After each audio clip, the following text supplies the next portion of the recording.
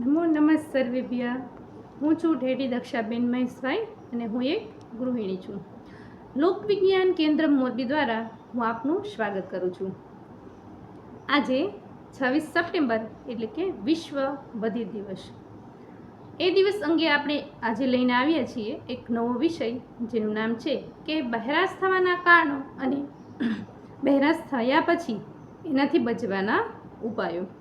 મિત્ર, આપણે સૌ જાણીએ છીએ કે આપણા ધાર્મિક ગ્રંથ શ્રીમદ ભગવદ્ ગીતા, એમાં આપણી 5 જ્ઞાનેન્દ્રિયો વિશેની વાત કરવામાં આવે છે. તો આપણી 5 જ્ઞાનેન્દ્રિય એટલે કે આંખ, નાક, કાન, જીભ અને ત્વચા. એમાંની એક ખાસ ઇન્દ્રિય એટલે કે કાન. અને એ કાનમાં જો કોઈ પ્રોબ્લેમ કે સમસ્યા થાય તો એને બહેરાશ કહેવામાં આવે છે. તો સામાન્ય રીતે બહેરાશ છે એ 2 પ્રકારની હોય છે. એક તો છે એ જન્મજાત બહેરાશ અને બીજું છે એ કોઈ કાનના રોગ થવાથી આવતી બહેરાશ. તો ચાલો જાણીએ આપણા વિષયને વ્યવસ્થિત રીતે. તો આપણા વિષય પ્રમાણે છે કે બહેરાશ થવાના કારણો. તો સૌપ્રથમ મિત્રો, આપણે ખ્યાલ હશે કે આપણું સાયન્સ એટલે કે વિજ્ઞાન એમ કહે છે કે કાનમાં CSOM નામનો જો કોઈ રોગ થાય તો કાનને લગતી બહેરાશ આવી શકે છે. ત્યાર પછી છે કાનની નસમાં કોઈ સોજો આવવાથી પણ કાનમાં બહેરાશ આવી શકે છે. થર્ડ નંબર છે કે આપણા વિજ્ઞાન પ્રમાણે આપણી બોડી છે એમાં સૌથી નાનું હાડકું છે સ્ટેટિસ, એ જે કાનનું હાડકું છે. એ હાડકામાં જો એ હાડકું કડક થઈ જાય તો પણ વ્યક્તિને બહેરાશ આવી શકે છે.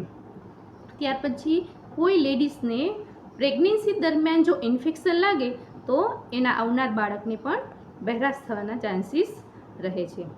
ત્યાર પછી જોઈએ તો કે છે કે સામાન્ય રીતે 70 dB જેટલું સાઉન્ડ હોય એનાથી નીચે જ નું સાઉન્ડ આપણે આપણા કાન માટે એ પરફેક્ટ ગણાય છે. એટલું જ સાઉન્ડ સાંભળવું જોઈએ, એથી વધારે લાઉડલી સાઉન્ડ સાંભળવું જોઈએ નહીં. અને આજકાલ તો આપણે ધાર્મિક તહેવારો, ઉત્સવો પણ એટલા એવા થઈ ગયા છે કે એમાં લાઉડલી સાઉન્ડનો યુઝ કરવામાં આવે છે, જેના કારણે પણ વ્યક્તિને બહેરાશ આવી શકે છે.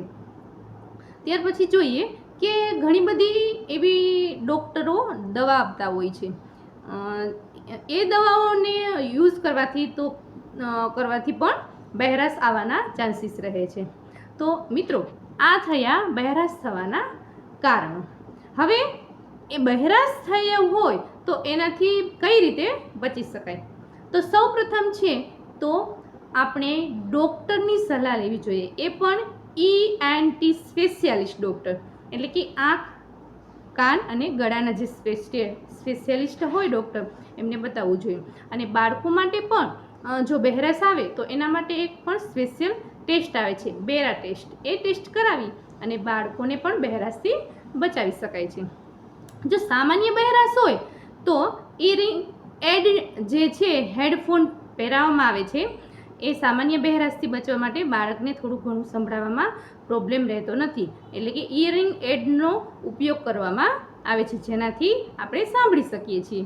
અને જે લાઉડ જે સાઉન્ડ આવતા હોય એ એરિયા વિસ્તારથી આપણે બની શકે તો દૂર રહેવું જોઈએ. ઘણી બધી એવી મેડિસિન ડૉક્ટરો પ્રોવાઈડ કરતા હોય જેનાથી આપણે બચવાનું બની શકે તો એ દવાઓ લેવામાં આપણે અવોઇડ કરવું જોઈએ. પછી ઘણી વખત વધારે ઇન્ફેક્શન હોય તો ડૉક્ટર આપણે કાનમાં સ્કેન કરવાનું પણ એડવાઇસ આપે છે. તેથી સ્કેનિંગ દ્વારા ખ્યાલ આવી જાય કે અંદરનું કોઈ ઇન્ફેક્શન હોય તો બહેરાશથી પણ બચી શકીએ છીએ. તો અને આજકાલના યંગ જનરેશન છે એ વધુ પડતો મોબાઈલ અને ઇયરિંગ ફોનનો યુઝ કરે છે, અને બની શકે તો એવા ઇયરિંગ ફોન અને મોબાઈલથી દૂર રહેવું જોઈએ. તો આવી સામાન્ય બાબતોનું જો આપણે ધ્યાન રાખશું તો અચૂક આપણે બહેરાશથી બચી શકશું અને બીજાને પણ બચાવી શકશું. અસ્તુ. જય હિન્દ, જય ભારત.